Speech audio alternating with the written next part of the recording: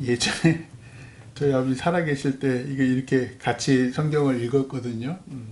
저 나이 드신 분들 왜 이런 거 어려운 거 왜 이러냐고 하나도 모르겠는데 뭔 일이 이렇게 어렵냐고.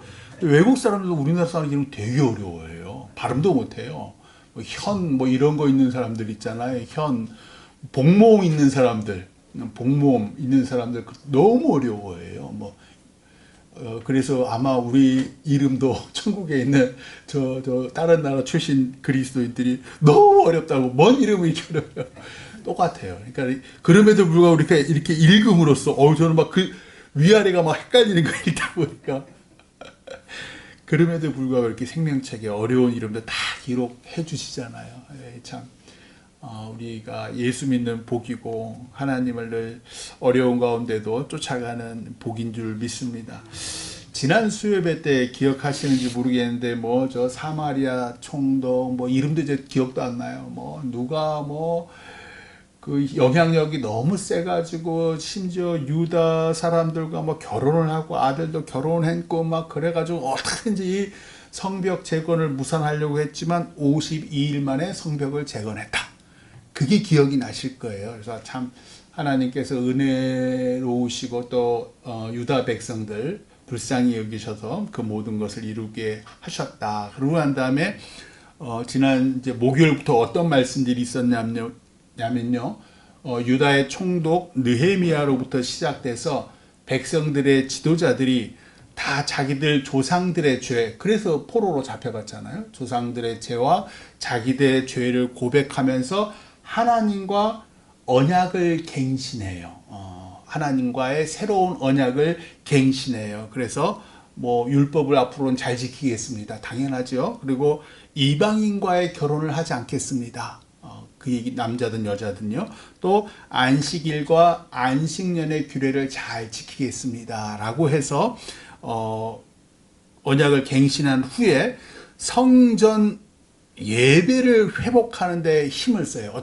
그러니까 유다 사람들이 포로에 돌아왔는데 이 사람들을 하나로 뭉치는 건 뭐예요? 하나님이잖아요.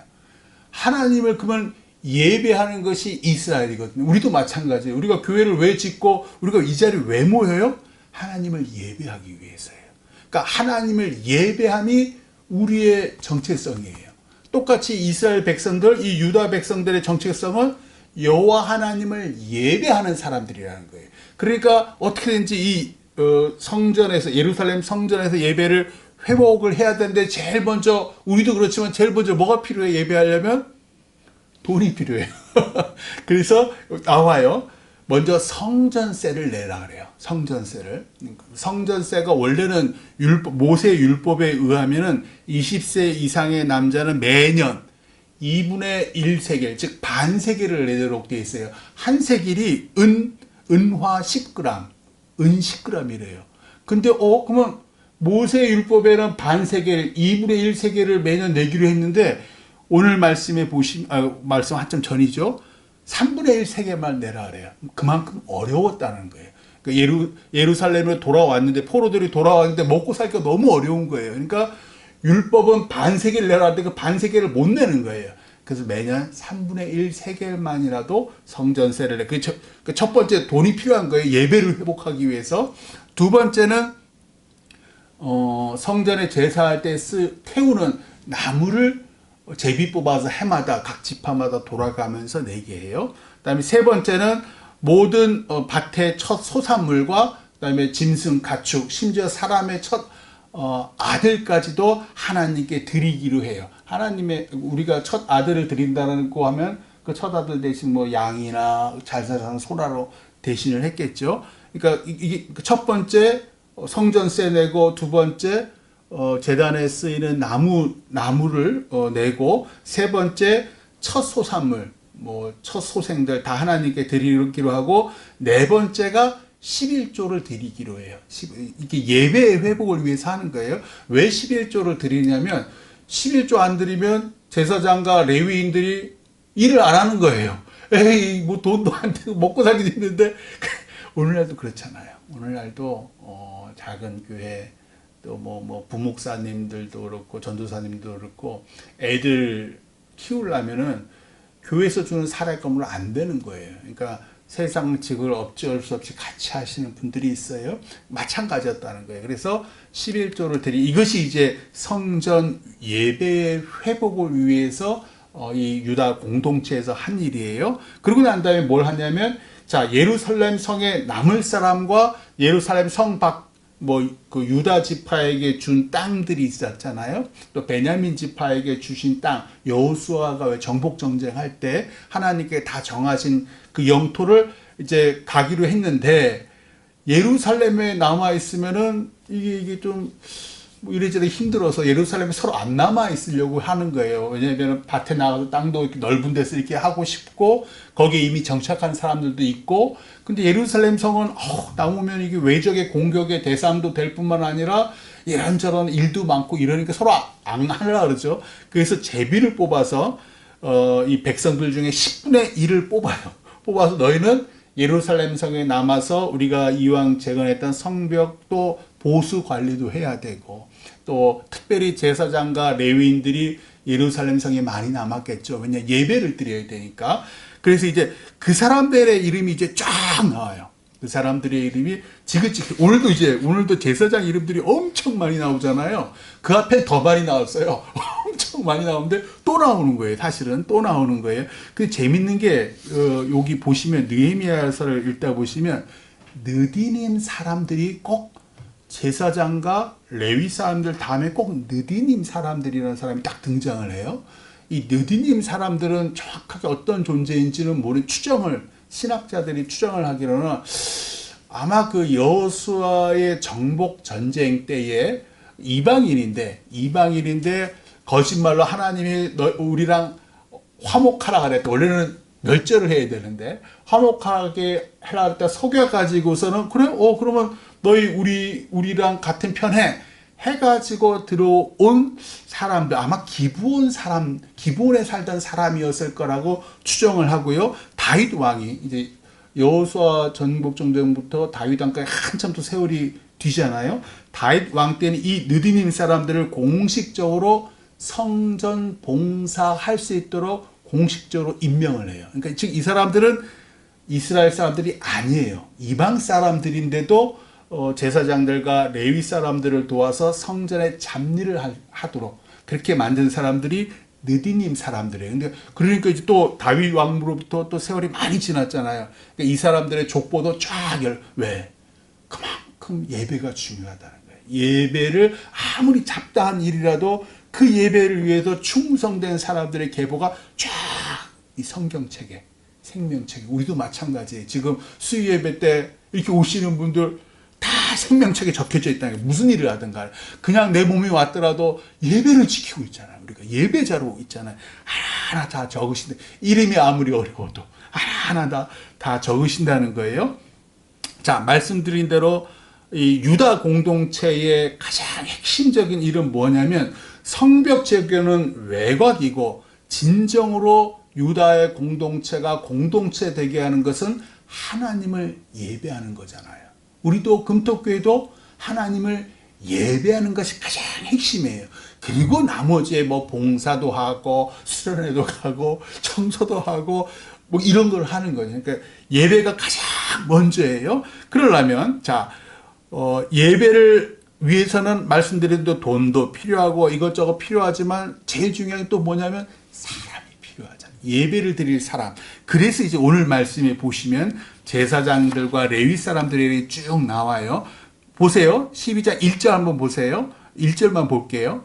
스알디엘의 아들 스룹바벨은요 1차 포로 귀환 때에 유다 총독으로 임명된 사람이고 솔로몬의 성전이 불타서 없어졌잖아요. 이 스룹바벨이 솔로몬의 성전 불타서 없어진 그 큰 거대한 성전 대신 작은 하나님의 성전을 짓고 그것을 오늘날 스룹바벨 성전이라고 할 정도로 이 사람은 이 성전을 재건한 사람이에요. 총독이고. 그래서 이 1차 포로 귀환 때 온 스룹바벨과 예수와는 당시에 같이 왔던 대제사장이에요. 예수와 또는 여호수아라고 그래요.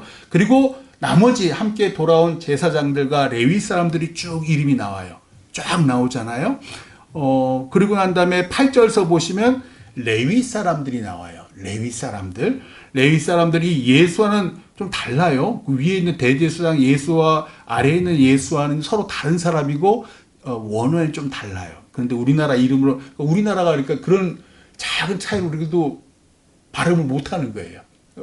발음을 못하는 게 똑같이 그 사람들도 우리 이름 작은 차이 발음 못하잖아요. 똑같은 거예요.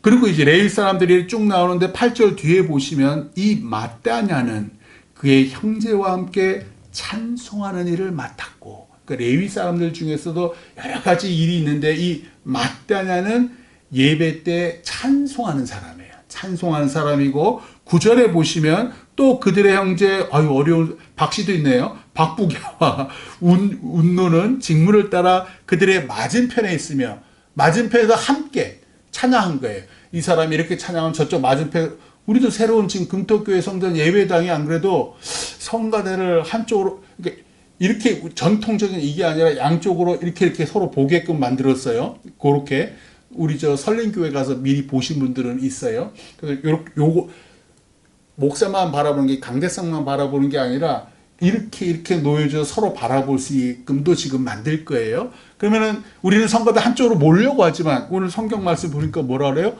이쪽에도 있는 거예요. 그러니까 이쪽에서 찬양하고 이쪽에서 또 화목 찬양하고 그것도 괜찮을 것 같아요. 나중에 많아지면.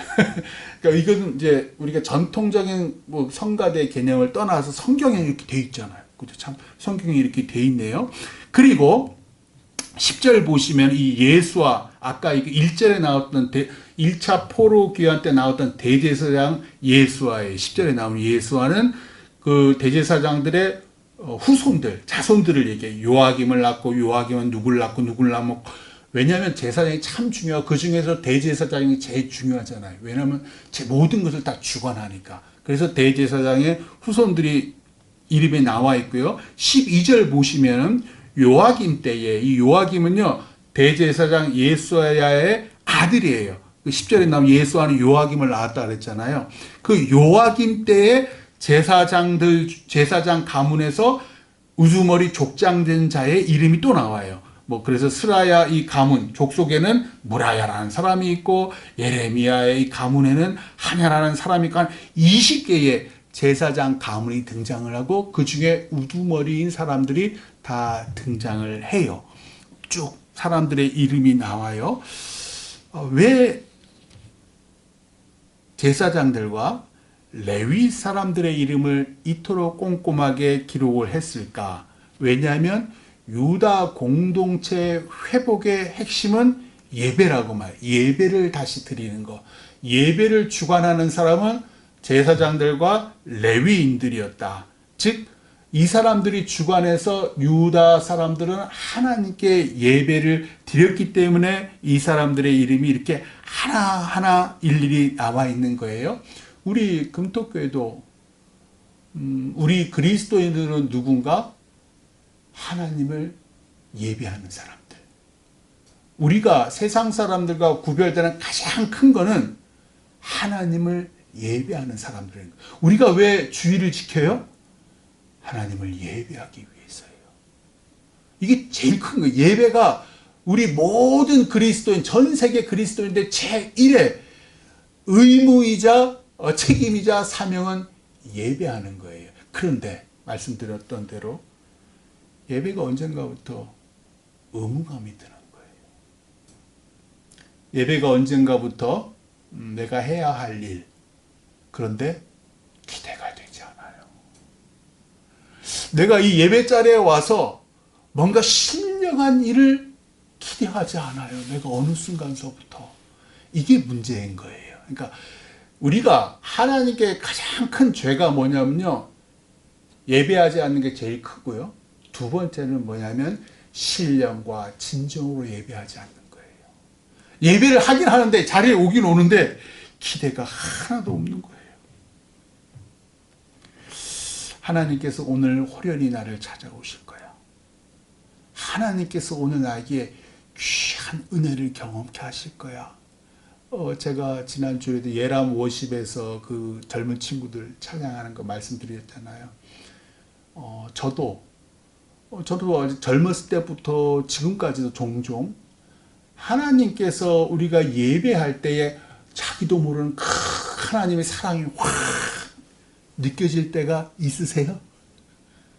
있어야 해요. 우리가 신령과 진정으로 예배 드린다는 것은 우리 마음을 하나님께 열어놓는 거예요. 예수님께서 오늘 나에게 어떤 은혜를 주실까?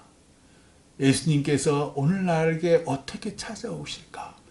그때 우리의 마음이 달라지고 우리에게 큰 사랑이 임해요. 그러니까 복은 어떤 게 복이냐? 한번 구약 성경을 쫙 보세요. 예수님께서도 우리 신약 성경에서도 사람들을 막 치유하고 먹이고 그러셨지만 진짜 중요한 일은 뭐냐면요. 우리들을 찾아오신 거예요. 우리들을 찾아오셔서 우리의 죄를 씻어주고 우리에게 새로운 생명을 주신 거예요. 마찬가지로 하나님께서 오늘 예배를 통해서 우리에게 원하시는 게 그거예요. 너희는 예배자야. 세상을 위해 하나님께 예배드리는 자야. 예수님께서 너희 예배자들을 죄를 씻으시고 너희들을 하나님의 자녀로 삼으셨듯 너희도 오늘 예배를 통해서 하나님의 사랑을 느끼고 아직 하나님을 모르는 사람들에게 너희 생명을 바쳐 그들로 하나님의 사랑과 하나님의 은혜를 누리게 해. 이것이 우리를 예배토록 하시는 하나님의 목적이세요. 그리고 그 목적을 이루는 사람, 그리고 그 예배자의 후손들까지 생명책에 하나하나 그 어려운 이름을 기억하시더라. 그리고 우리가 어떤 그 환난과 어려움, 심지어 어디에 포로로 끌려갔어도 누구는 막 죽임당하고 도륙을 당하고 그냥 너무너무 가난해지고 못 살아도 하나님께서는 신기하게 오늘 말씀처럼 예배자들을 그 구렁텅이에서 살리고 이끌어내시고 결국은 당신을 예배하도록 예루살렘으로 인도하시더라. 이것이 우리 예배자에게 주시는 복이에요. 아무쪼록 힘들고 어려울 때 더욱더 하나님 찬양하시고 깊이 예배하심으로 그분의 크신 사랑 경험하시기를 주님의 이름으로 축원합니다. 기도하겠습니다.